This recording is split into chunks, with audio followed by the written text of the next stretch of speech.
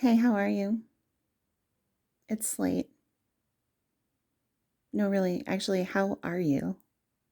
Are you okay? Are your needs being met emotionally, physically, mentally? Has anybody asked you that in the last week, in the last month, and meant it? Not just passing by, but actually asking you this. So, in my experience, for my whole life, I've abandoned myself.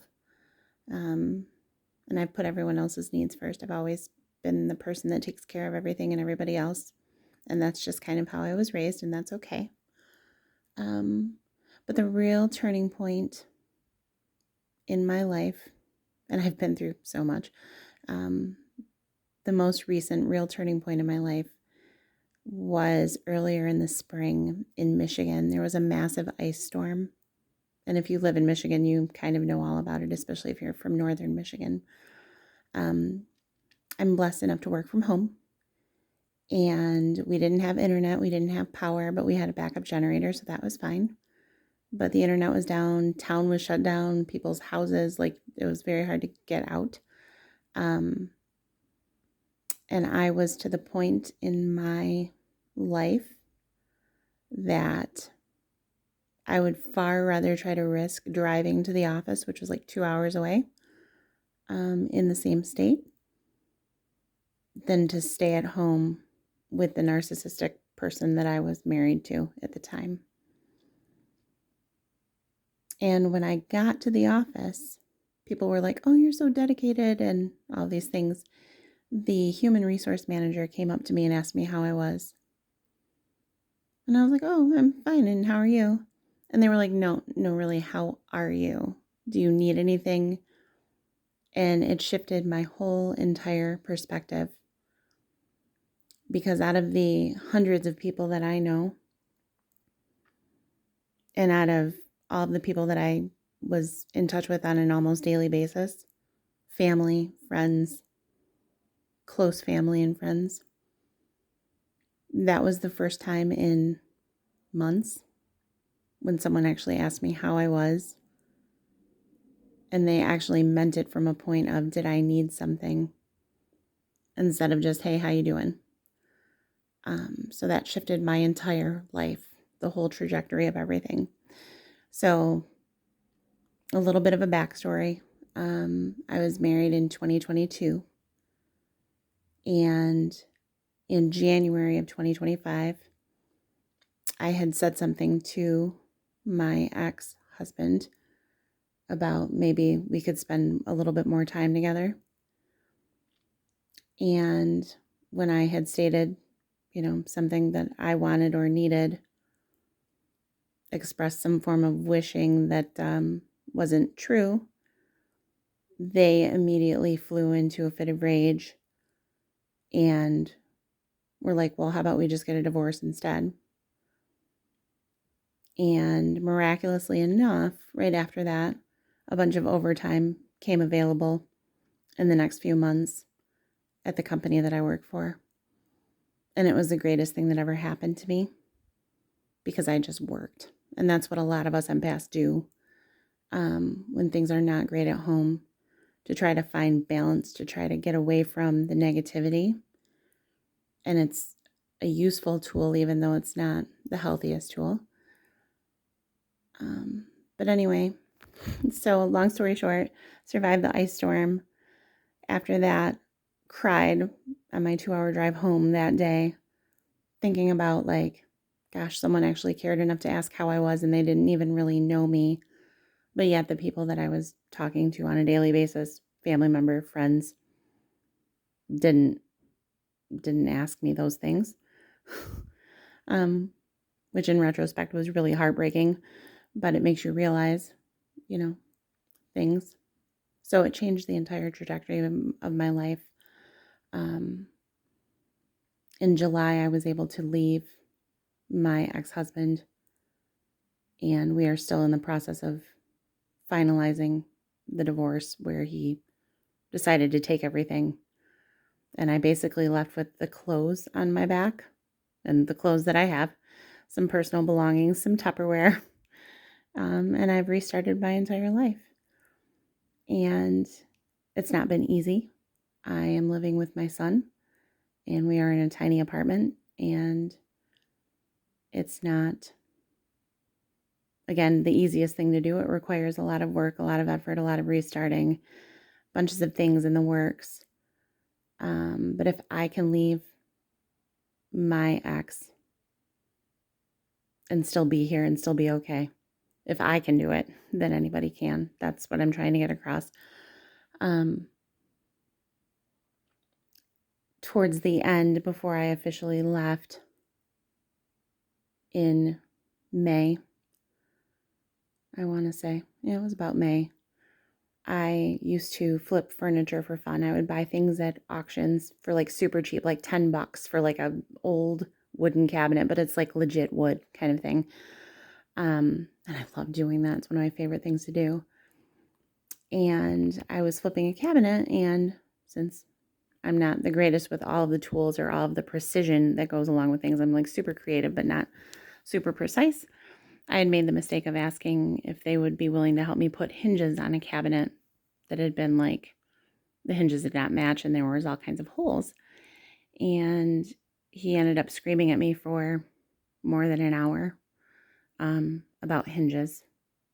And plot twist, it's not about the hinges. It was just a bunch of rage that he had needed to unleash at me because I wasn't meeting all of his demands somehow, some way.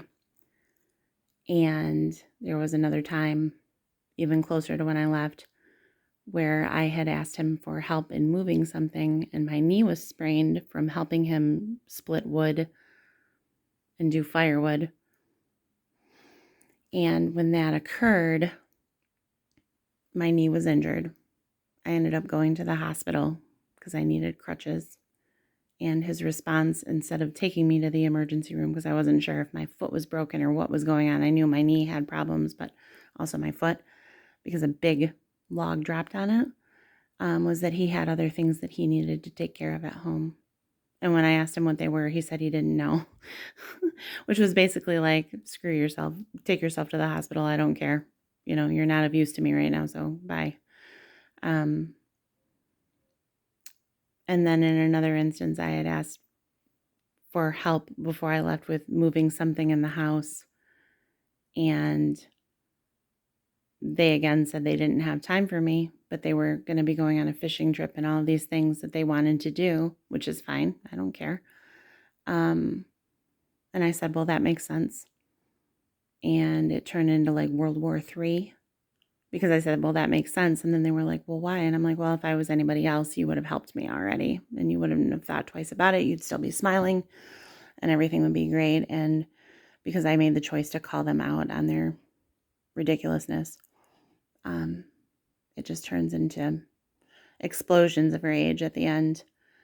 So if you've ever been in a scenario like these things, just know that it does happen and that you can get out of it eventually, even though it takes a lot of work, a lot of, I don't know, struggle, a lot of things, but it's worth it in the end because I'm sitting here right now and I'm at peace. And now that we've gone through the divorce thing and he thinks he's getting his way about everything, he's left me alone. I was able to pick up a few things this last week. One of them being my tool cabinet, which is now a dresser, which is pretty awesome. But anyways, they made a point to return the cards that I had written them during our time of marriage that were pretty heartfelt, and a bunch of pictures of my boys and I. And they put them in a Walmart bag, like it was just garbage to them. So that was fun. And then later on that day, after I got back home, I heard a song and it triggered me. And if you have ever pulled over, like you have to pull over in your vehicle because you just need to cry. And I'm not talking about a few tears running down your face. I'm talking about hysterical crying to where you can't breathe and you're just crying your face off. That does happen too. And I feel like it's all part of the healing process. And again, I'm not some licensed professional. I'm just trying to tell you what I've gone through to try to help people not go through what I've had to go through. But it does get better. And the crying does get less. And just remember that if you are with someone that's in a narcissistic place in their lives and you are the person that's trying to keep everything together, that most of the time what you're feeling can be forms of trauma bond. I've heard some people say, oh, that doesn't exist and whatnot, but when someone that you love and they come into your life and you think that like they're your whole world and you make them your world and you abandon yourself and you take care of them and you take care of all their wants, needs, and everything else, and you end up abandoning friendships and other things because you're putting everything that they want first and you forget about yourself. It does take a lot out of you, and it's not an easy road to recovery, but you can do it. But again, it's not the easiest thing, especially not during the holidays. So, December 5th, it was like, hey, here's some terms and conditions of our divorce. I'm taking everything. Screw you. Good luck to you. And that was it. And here's a bunch of your stuff back. And our relationship was basically trash, even though they didn't say it. It was like a super total inference. And again, this is part of the reason why I'm not showing my face on camera and I'm not revealing my actual name at this point until everything is finalized, because I don't want to get in trouble.